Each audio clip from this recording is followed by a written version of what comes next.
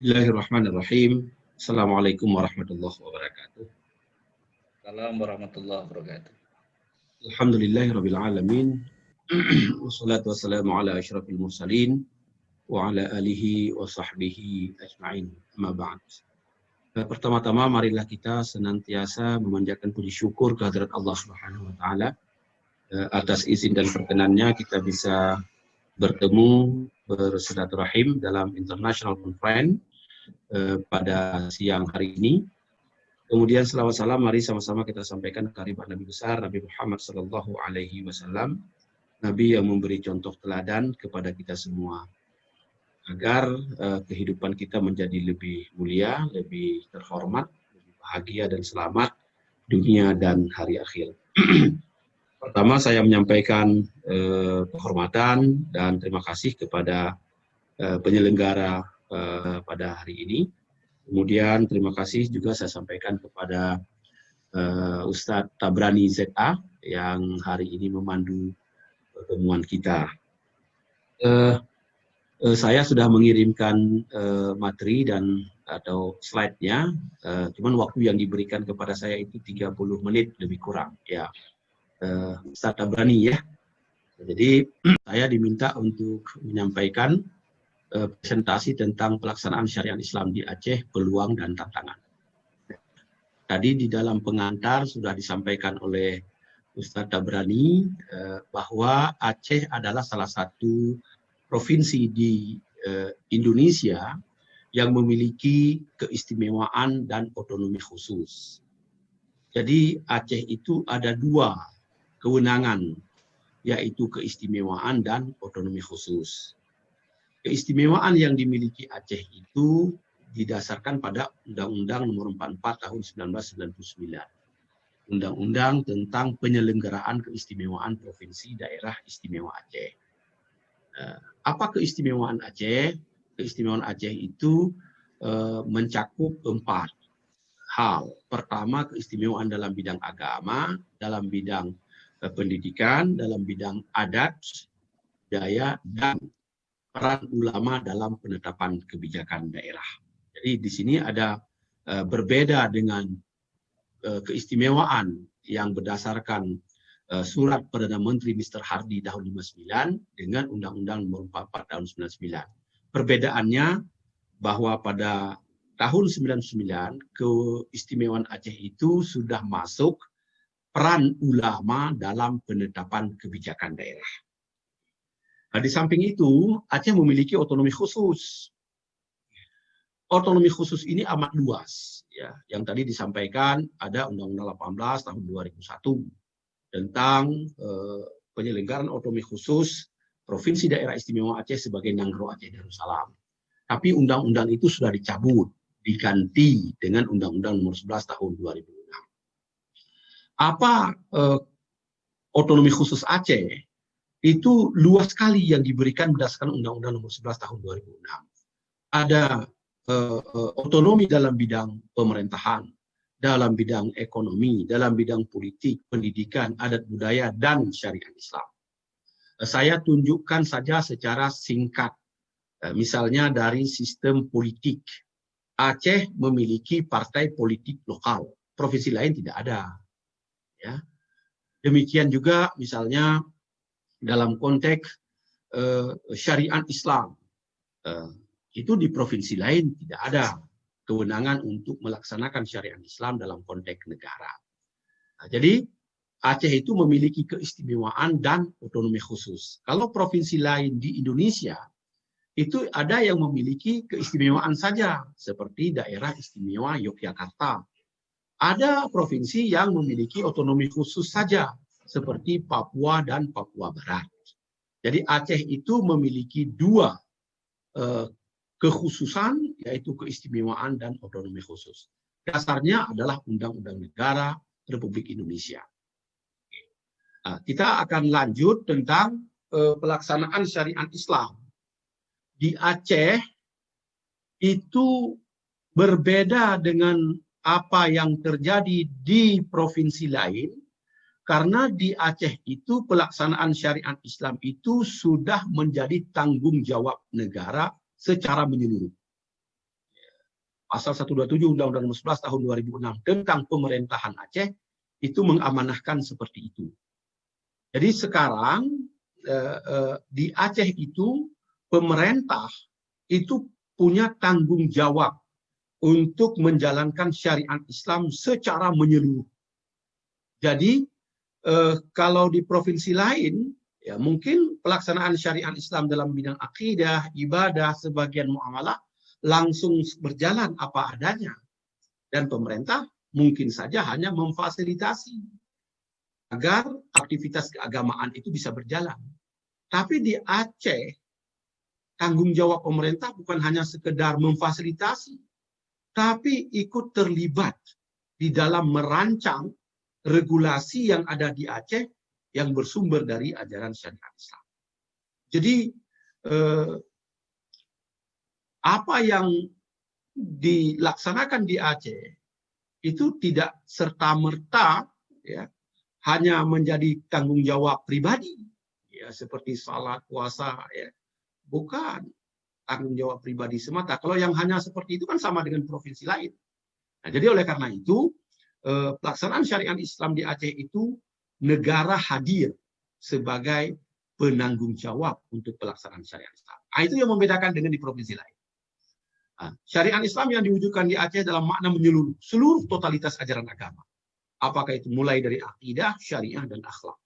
Dan itu sudah diatur di dalam regulasi daerah atau peraturan daerah tahun 2000 nomor 5. Nah, itu sudah diatur. Next. Ya. Jadi syariat Islam yang dilaksanakan di Aceh itu menyeluruh, ya, kafatan, seluruh aspek. Oleh karena itu, karena tanggung jawab negara, pemerintah menjadi leader dalam konteks itu, maka syariat Islam ini harus diatur dalam regulasi di daerah yang kita kenal dengan Kanun Aceh. Jadi aspek ibadah ya diatur dengan Kanun Aceh. Aspek ahlus syakhsiyah diatur dengan Kanun Aceh. Muamalah jinayah, peradilan, pendidikan, dakwah syiar, pembelaan Islam. Ini dimensi-dimensi dari ajaran syariah yang harus diatur dalam Kanun Aceh. Oleh karena itu, karena materi ajaran syariah itu diatur dengan regulasi negara, yang dalam hal ini adalah regulasi daerah berupa Kanun Aceh, maka tanggung jawab itu menjadi penuh tanggung jawab negara dan tentu juga menjadi bagian dari tanggung jawab masyarakat. Pelaksanaan syariat Islam dalam bingkai tanggung jawab negara itu sebetulnya sudah pernah ada juga di Aceh pada masa Kesultanan Aceh Darussalam abad 16 dan 17. Kemudian masyarakat Aceh kita kenal adalah masyarakat yang kuat memegang teguh syariat dan menjadi spirit di dalam kehidupan mereka sehari-hari. Ini realitas objektif yang ada hari ini di Aceh. Next. Jadi saya ingin sampaikan supaya kita memiliki alur fikir dan konseptual tentang seperti apa sih pelaksanaan syariat Islam di Aceh. Jadi perlu kami sampaikan bahwa pelaksanaan syariat Islam di Aceh itu menjadi tanggung jawab negara yang diwujudkan di dalam rencana pembangunan di Aceh. Jadi oleh karena itu pelaksanaan syariah, tatbiqus syariah itu karena ini berkaitan dengan pemahaman syariat, pengamalan ajaran syariat, dan penegakan hukum-hukum syariah. Jadi luas sekali. Jadi oleh karena itu kalau kita bicara tentang pembangunan Aceh yang berlandaskan syariah, itu akan kelihatan kebijakan pemerintah Aceh berkait dengan aspek hukum, aspek pemerintahan, aspek reformasi, birokrasi, aspek politik, infrastruktur, ekonomi, pertanian, dan lain sebagainya. Yang ini tertuang dalam rencana pembangunan jangka menengah Aceh. Jadi pelaksanaan syariat Islam di Aceh include dia, menjadi referensi dia, menjadi payung dia bagi rencana pembangunan jangka menengah Aceh. Oleh karena itu, ketika ingin menjalankan pembangunan di Aceh, maka based on-nya adalah syariah. Kebijakan-kebijakan daerah, kebijakan-kebijakan pemerintah itu dituangkan di dalam sejumlah regulasi, baik Kanun Aceh, Peraturan Gubernur Aceh, Kanun Kabupaten Kota, Bupati, Wali Kota, dan lain sebagainya. Nah, ini seperti itu. Jadi saya ingin sampaikan bahwa pelaksanaan syariat Islam di Aceh adalah payung bahagian utama dari rencana pembangunan jangka menengah di Aceh. Jadi bukan keluar dari rencana pembangunan. Jadi karena kita mewujudkan syariat arti yang luas. Next. Oke. Ya. Jadi seperti apa bentuk konkretnya? Jadi bentuk konkretnya adalah ajaran syariah yang ada dalam Al-Quran dan Sunnah, ajaran-ajaran syariah yang diformat oleh ulama fikih, yang tertuang di dalam kitab fikih, yang tertuang di dalam sejumlah hasil pemikiran para ulama, itu diwujudkan dalam proses taknim, legislasi, dalam sejumlah peraturan perundang-undangan di Aceh. Inilah yang nanti dikenal dengan Kanun Aceh. Jadi materi yang ada dalam Quran dan Sunnah yang meliputi akidah, meliputi syariah, meliputi akhlak, itu dilakukan transformasi di dalam hukum positif kita yang kita kenal dengan Kanun Aceh. Jadi isinya itu apa? Ya adalah ajaran Al-Quran dan Sunnah yang di dalam pemikiran para ulama juga ada hasil interpretasi mereka di dalam buku-buku fikih, buku-buku kalam, buku-buku tasawuf, itu juga menjadi bagian dari ajaran syariah yang akan diwujudkan di dalam Kanun Aceh. Oleh karena itu, hukum syariah di Aceh itu yang tertuang dalam kanun tidak hanya sekedar untuk mewujudkan keamanan ketertiban, perlindungan hak, tapi juga sebagai sarana untuk perwujudan keadilan, kemakmuran, kesejahteraan, dan kemaslahatan umat secara menyeluruh. Next. Ini waktu kita, ya baik. Lanjut. Ya, ini saya pikir karena ini menjadi bagian utama dari pembangunan Aceh, ini akan diwujudkan oleh lembaga, instansi pemerintah, baik dinas, badan, maupun lain sebagainya. Baik. Apa peluang yang sangat mungkin kita peroleh dari pelaksanaan syariat Islam ini? Apa peluangnya yang sangat kuat? Peluang untuk mewujudkan syariat Islam secara menyeluruh di Aceh itu secara yuridis itu cukup kuat. Kita punya Undang-Undang Dasar 1945 pasal 18A, 18B yang mengakui satuan-satuan khusus masyarakat, dan ini merupakan jelmaan dari aspirasi dari kehendak masyarakat. Jadi satuan hukum yang bersifat khusus itu diakui di dalam Konstitusi Negara Kesatuan Republik Indonesia. Aceh, salah satu provinsi di Indonesia, memiliki satuan-satuan masyarakat yang khusus karena kekuatan syariahnya, karena historisitasnya, maka itu mendapat landasan dan pengakuan dalam konstitusi kita. Kemudian, secara regulatif juga, Aceh memiliki Undang-Undang Nomor 44 tahun 1999 itu menjadi payung yang kuat untuk pelaksanaan keistimewaan Aceh yang tadi saya sebutkan. Kemudian ada Undang-Undang Nomor 11 tahun 2006 pemerintahan Aceh. Itu pasal 125 itu secara konkret disebut sebagai kewenangan Aceh untuk melaksanakan syariat Islam yang meliputi akidah, syariah, dan akhlak. Semua ketentuan itu harus diwujudkan dalam Kanun Aceh. Oleh karena itu, punya sejumlah Kanun Aceh yang mengatur tentang pelaksanaan syariat Islam. Jadi, secara regulatif, secara yuridis, Aceh melaksanakan syariat Islam itu punya dasar yang cukup kuat. Dan ini adalah peluang. dimiliki oleh Aceh. Peluang kedua secara sosiologis, itu kita lihat realitas sosial keagamaan masyarakat Aceh. Itu sejak eranya Kesultanan Aceh, itu masyarakat Aceh dikenal sebagai masyarakat yang teguh memegang dan menjalankan ajaran Islam di dalam kehidupan sehari-hari. Terlepas dengan gelar Serambi Makkahnya, tapi secara sosiologis kita bisa katakan bahwa orang Aceh itu adalah orang yang sangat kuat memegang ajaran Islam di dalam kehidupannya. Kemudian yang kedua, secara sosiologis, ulama itu punya peran yang amat besar dalam membimbing, dalam menata kehidupan masyarakat Aceh, bukan hanya, sekali lagi saya sampaikan, bukan hanya dalam konteks kehidupan keagamaan, tapi juga dalam seluruh aspek kehidupan.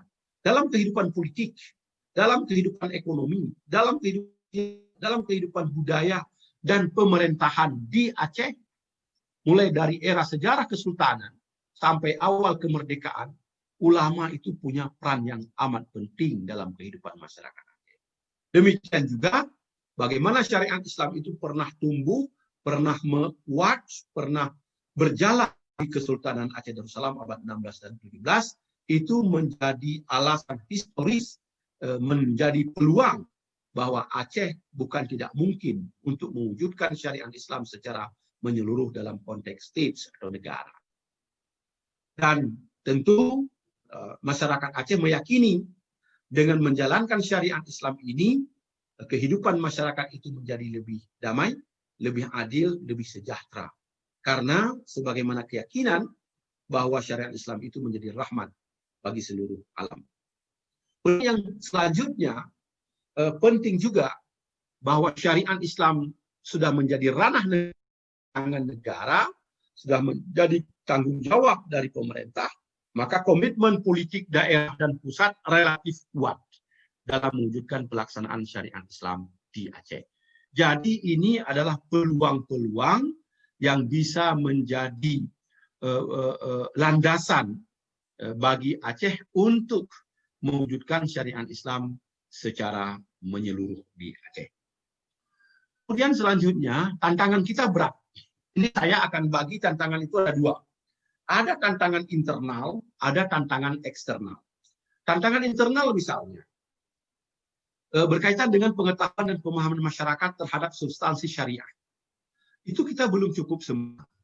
Apalagi kalau sudah bicara syariah menjadi tanggung jawab negara. Apalagi kalau syariah itu ajaran-ajaran dalam Quran dan Sunnah, dalam kitab-kitab fikih, dalam fatwa-fatwa para ulama, kita jadikan sebagai positif, menjadi tanggung jawab negara melalui proses taknin, ini belum cukup banyak difahami. Oleh karena itu, banyak orang yang berpandangan, untuk apa bikin kanun? Apa tidak cukup dengan mazhab? Mazhab lengkap, mazhab fikih Sunni misalnya, ada mazhab Hanafi, mazhab Imam Malik, mazhab Imam Syafi'i, mazhab Imam Ahmad bin Hanbal. Apakah ini tidak cukup? Untuk apa lagi dibuat kanun? Nah, pertanyaan-pertanyaan seperti ini menggambarkan bahwa kita belum cukup memahami bagaimana syariah itu bekerja, berada di dalam ranah state. Itu tantangan cukup besar di dalam internal kita. Demikian juga nanti kalau tantangan yang kedua masih masuk kategori internal juga adalah bagaimana katakanlah dalam dimensi hukum. Kita memiliki kitab fikih. Kita memiliki teori fikih. Terus selama ini ajaran fikih ada dalam kitab fikih. Kita mau transformasikan menjadi ajaran hukum positif yang kita wujudkan dalam bentuk Kanun Aceh. Ini transformasi ini, proses legislasi ini, itu juga menjadi problem tersendiri. Karena katakanlah aspek hukum di Aceh ini menjadi bahagian dalam sistem hukum nasional. Jadi hukum syariat Aceh adalah hukum nasional karena melalui mekanisme legislasi nasional yang ada di daerah dan pada akhirnya juga akan berlaku untuk wilayah Aceh ini. Itu juga problem. Kemudian yang ketiga, problem internal juga mengenai kesadaran kita untuk mengamalkan ajaran syariah dalam kehidupan pribadi, rumah tangga, kehidupan bermasyarakat, berbangsa dan negara, ini juga memerlukan dorongan, penguatan, dan ini juga menjadi problematika. Karena waktu kita 5 menit lagi, ya. Silakan dilanjutkan, ya. Tantangan yang kedua juga bisa jadi ini berasal dari dalam dan bisa juga ini berasal dari luar. Misalnya pandangan pemahaman tentang syariat Islam di Aceh itu belum cukup baik, belum cukup sempurna. Misalnya muncul pandangan bahwa syariat Islam di Aceh melanggar human rights. Syariat Islam di Aceh merongrong di bawah hukum nasional. Nah, ini juga menjadi tantangan yang harus kita jelaskan dan harus difahami dengan baik oleh banyak komunitas, baik komunitas lokal, nasional, dan juga internasional. Kemudian juga tantangan koordinasi, karena kita Aceh adalah bagian yang tidak terpisahkan dari sistem hukum, sistem politik, sistem pendidikan nasional, maka ini tantangan kita adalah koordinasi, sinergitas antar lembaga pemerintah dan lembaga masyarakat pada level lokal, nasional, bahkan juga internasional. Ini juga tantangan. Kemudian lembaga penegak hukum. Saya ingin sampaikan bahwa dalam aspek hukum syariah misalnya, hukum syariah itu dia tidak berdiri sendiri.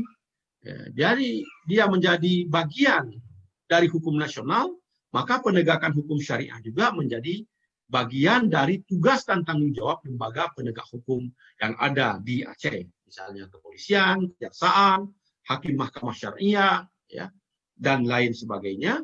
Itu mereka memiliki tugas untuk menegakkan hukum syariah karena mereka bertugas di wilayah Aceh. Next. Lanjut. Oke.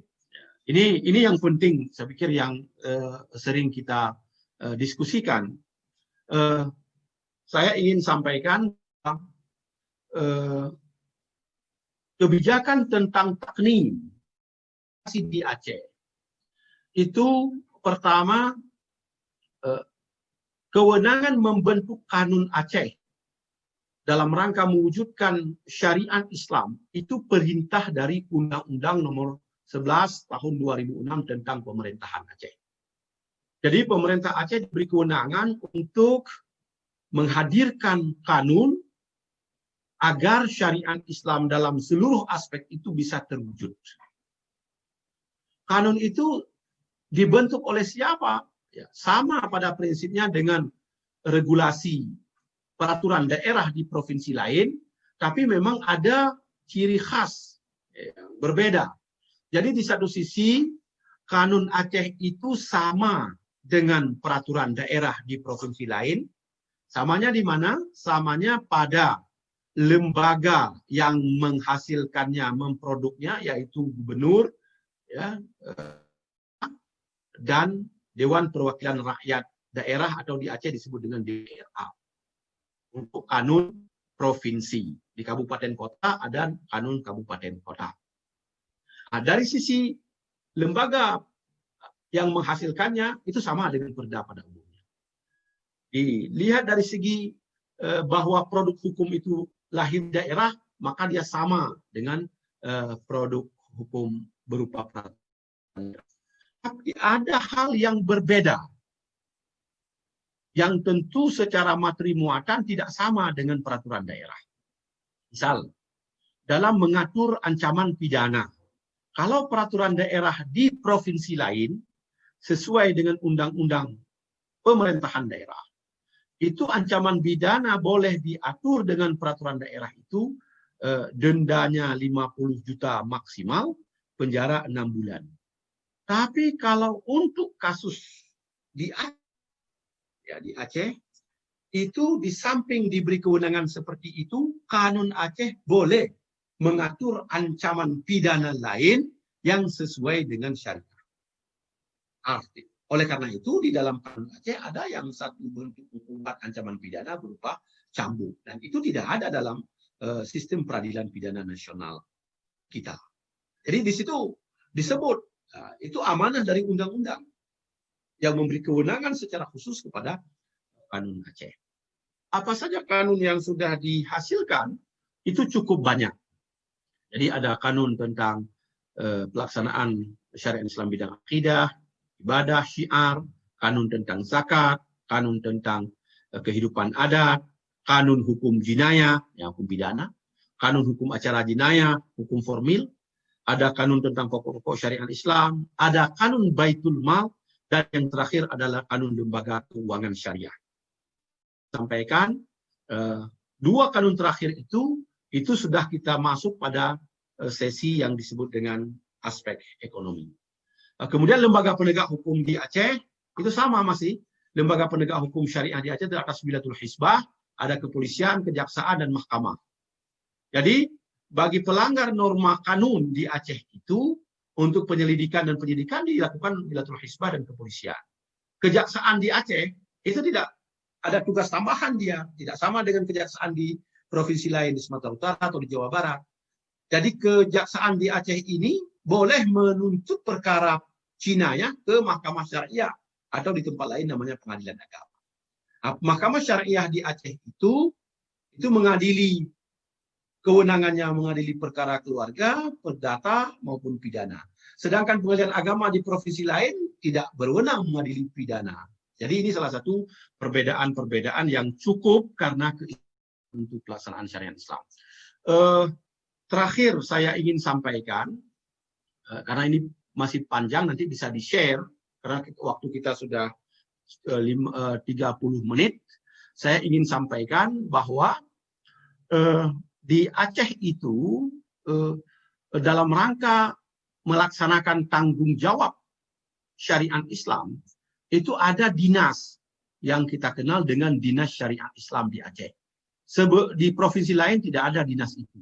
Dinas ini adalah Satuan Kerja Perangkat Daerah SKPD dia, atau di Aceh disebut SKPA. Jadi terus naik ini nanti kebijakan pendidikan, terus terakhir karena waktunya kita ini sudah sangat mepet, jadi kebijakan-kebijakan itu masuk di semua sektor. Terus terakhir, next, strategi, agenda nanti.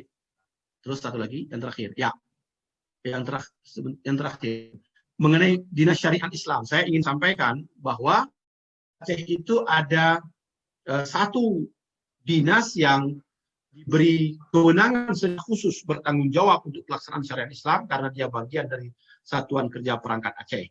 Namanya Dinas Syariat Islam Aceh, itu yang ada di provinsi. Tapi kalau di kabupaten kota ada namanya Dinas Syariat Islam Kabupaten Kota. Dia punya 3 fungsi. Pertama sebagai regulator. Artinya apa? Dinas ini mempersiapkan dan menyusun produk hukum pada tingkat daerah dalam rangka pelaksanaan syariat Islam secara kafah. Jadi mulai produk hukum berkaitan dengan pembinaan akidah sampai dengan aspek-aspek ekonomi sekalipun. Seperti Kanun Lembaga Keuangan Syariah LKS. Di Aceh ada bank yang menjalankan prinsip syariah, bank milik pemerintah Aceh, bank rakyat Aceh, namanya Bank Aceh Syariah. Itu totali menjalankan prinsip syariah. Kemudian Kanun Lembaga Keuangan Syariah nanti juga ini berlaku bahwa di semua lembaga keuangan harus menjalankan prinsip syariah. Jadi Dinas Syariat Islam itu berfungsi sebagai regulator dalam konteks itu. Tapi yang kedua, Dinas Syariat Islam juga berfungsi sebagai fasilitator yang memfasilitasi seluruh kegiatan pembinaan masyarakat dalam rangka menjalankan syariat Islam. Dan yang ketiga, Dinas Syariat Islam juga berfungsi sebagai koordinator untuk mengkoordinasikan program pelaksanaan syariat Islam di provinsi dengan di kabupaten kota, kemudian melaksanakan koordinasi dengan seluruh lembaga yang bertanggung jawab untuk pelaksanaan syariat Islam, baik lembaga penegak hukum maupun lembaga lainnya, baik di tingkat lokal, nasional maupun internasional. Jadi ini memang dinas yang secara khusus diberi tugas dan tanggung jawab untuk pelaksanaan syariat Islam sebagai tanggung jawab pemerintah atau negara. Saya pikir itu yang dapat saya sampaikan. Ini bisa dibaca agendanya, bisa dibaca strateginya. Mudah-mudahan ini bermanfaat bagi kita semua. Terima kasih. Saya kembalikan kepada saudara moderator, Ustadz Tabrani. Assalamualaikum warahmatullahi wabarakatuh. Waalaikumsalam warahmatullahi wabarakatuh.